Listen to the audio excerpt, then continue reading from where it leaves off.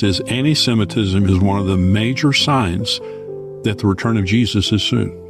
In Matthew 25, beginning with verse 30, when the Son of Man comes in his glory and all the angels with him, then he will sit on his glorious throne. Now, this is the millennial kingdom.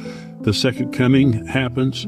He comes physically in his glory with all of his angels, with us, and he's now sitting on his glorious throne. Before him will be gathered all the nations, and he will separate people from one another as a shepherd separates the sheep from the goats. And he will place the sheep on his right, but the goats on the left.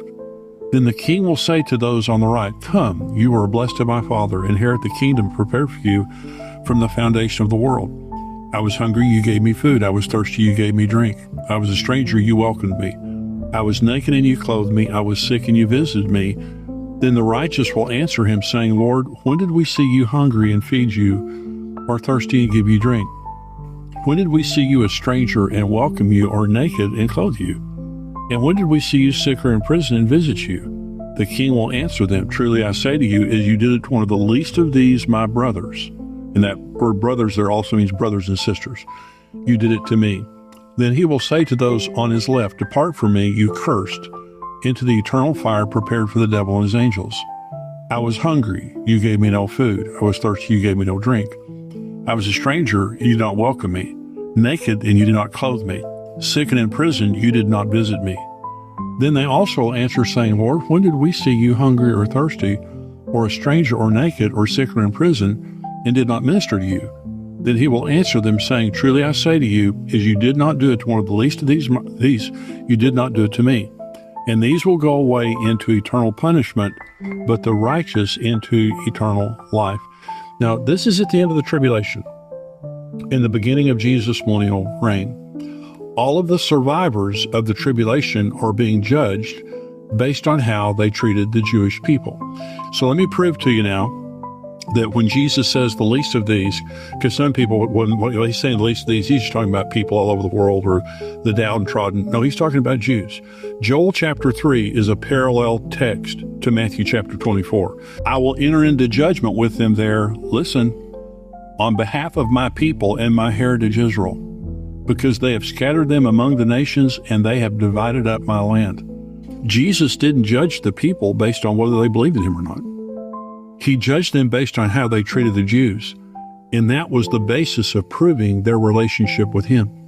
In other words, I know who believes in me based on how you treat the Jewish people. Okay, Jesus personally identifies with every Jewish person and how they're treated, even the least of them. For people who say they're believers and they're anti-Israel, I mean, that's just a major warning flag. Jesus is a Jew. You can't be anti-Semitic and pretend that you love Jesus. Jesus didn't send the ghosts to hell for anything they did, and he never accused them of being anti-Semitic. It's for what they didn't do. What you don't do can send you to hell. That's what I'm saying. Some people might brag that they've never been anti-Semitic. Some people might say, "Well, I've never done anything against a Jewish person." Don't take comfort in that. Don't take comfort in what you haven't done. You have to do something. You pay a price for this. You become a target when you begin to stand with Israel. Anti-Semitism is a spirit. It's not a belief system. See, if Jesus condemned the goats to hell for what they haven't done, imagine the judgment for those who have spoken or acted against the Jews or Israel. The consequences of helping the Jews or not helping them were eternal and irreversible. There was no second chance.